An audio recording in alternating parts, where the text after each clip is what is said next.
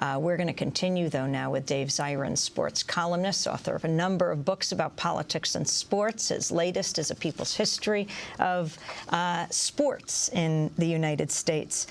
Dave, talk about the other issues that you've been following, as well as around the Super Bowl, though not particularly this ad against abortion.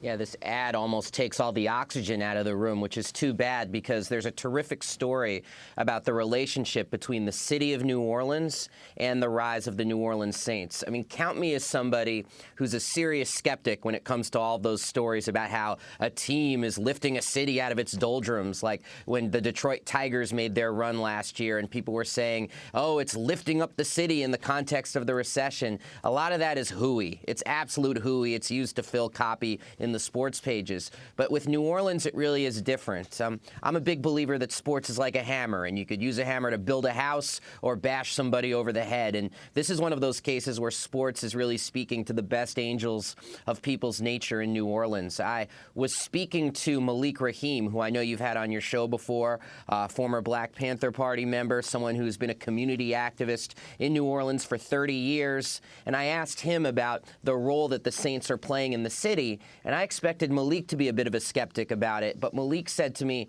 I haven't seen people in the Ninth Ward or in Algiers this happy since Katrina, and I haven't seen African Americans and working class whites talk to each other so much in all 3 decades since I've lived in New Orleans. And I think it's really helped by the fact that more than any other team in the NFL, players who play for the Saints post-Katrina actually live in the city and are part of the rebuilding effort in the city. So there's a real connection there between team and city that honestly you just don't see anymore.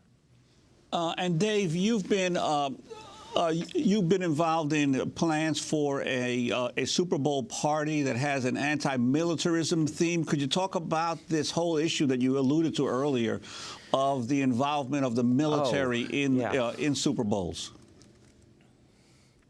Well, that's the whole funny thing about, oh, we can't have advocacy ads for the Super Bowl. But last year, David Petraeus flipped the coin at the Super Bowl. Every year, you have the fighter planes fly overhead. It's a huge recruitment day for the U.S. Armed Forces, and particularly in the context of the war on terror. The Super Bowl has been an absolute center for military recruitment on a year-in, year-out basis.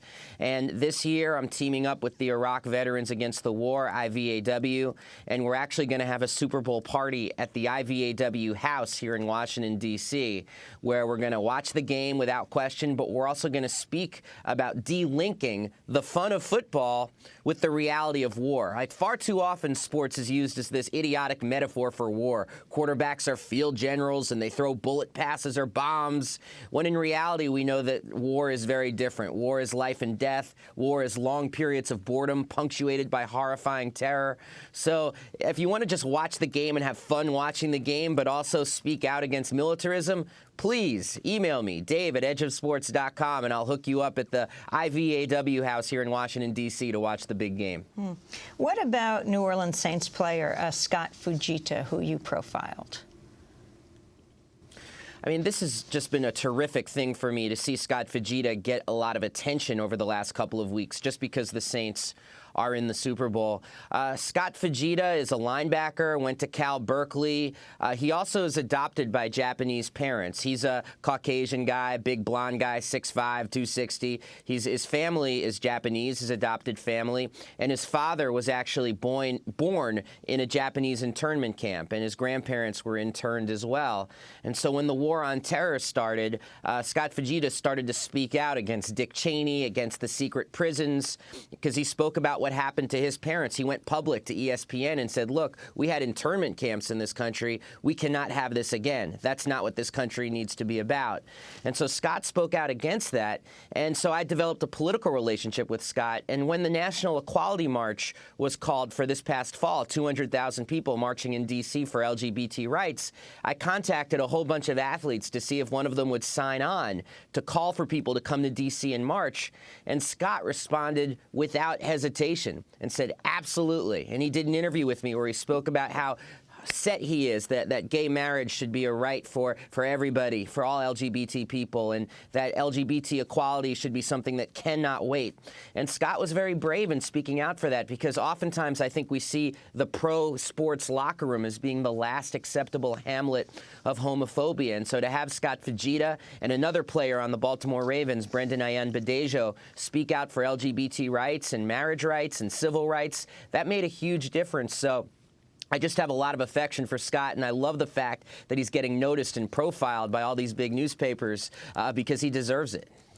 Dave, I'd like to ask you about another topic relating to football. It had got a lot of attention a few months ago, but and it potentially is perhaps the biggest scandal in the National Football League and in football in general, which is the issue of head injuries to ball players and permanent brain damage, and how the NFL sought to basically ignore the problem for years. But it has enormous implication for children in high school and college sports as well. You know, a former player, Dave Megacy, once said to me that when you sign an NFL contract, you sign away your right to have a middle age.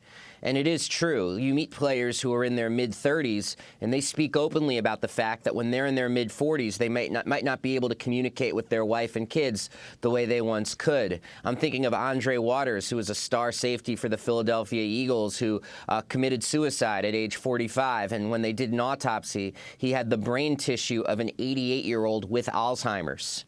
This is very real, and the NFL has tried to sweep it under the carpet for decades, and yet players are getting faster, players are getting stronger, and ironically, the more they make the helmets, quote-unquote, safer, the more dangerous it gets, because players feel like they can be more reckless and launch themselves at other players. So it's a very difficult situation. Malcolm Gladwell, the author of so many best-selling books like Blink, he wrote in The New Yorker that maybe someday we would look back at professional football like dogfighting and see it as something that should be outlawed just because of the sheer level of carnage that it puts on the brain. Yet we all know that the NFL is by far the most popular sport in the United States, and it's not going anywhere. So the NFL has a real problem on its hands. They need to figure out a way to deal with this, whether it's through equipment or a change in the rules, because if it keeps going like this, I think they're in for some serious problems.